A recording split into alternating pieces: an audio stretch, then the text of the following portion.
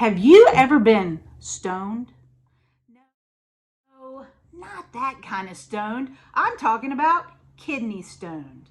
Well, listen, I am here to make a public service announcement.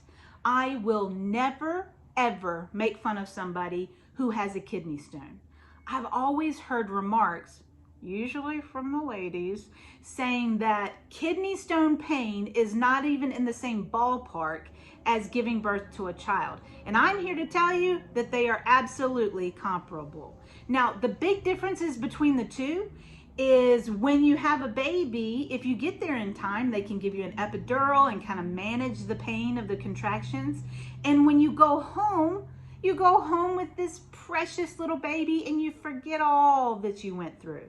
With a kidney stone, they throw drugs at you that don't even scratch the surface of the pain, and you go home empty-handed. You actually just go home with the PTSD of what you just went through and the lingering fear that at any time in the future you could have another one. Well, I asked the doctor if I could keep the kidney stone, if he could give it to me. He, of course, thought I was crazy, but he said, we've got to pulverize it. There won't be anything left. And so I took the measurements and I created my own kidney stone. This is about the size of my kidney stone. Now, it felt more like this, but this is more accurate to what it was. And when I look at this looks like that's not a big deal. Well, I am telling you that my body thought that this was a really big deal.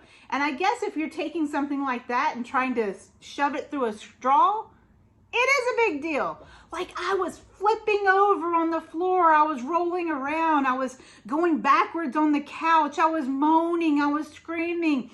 I was beside myself. I was begging God to take away the pain. And I was apologizing to anybody and everybody that came into the room.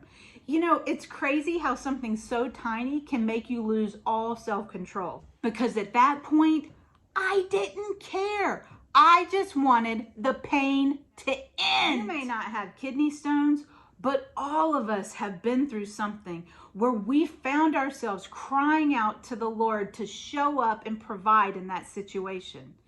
It doesn't matter. It could have been something huge, or it could have been something huge to you, but small to everybody else. You know, I asked the doctor if I could keep my kidney stone because I wanted to remember what I had gone through and how God provided during that time. In Joshua chapter 4, it says, "So these stones will be to the people of Israel a forever memorial."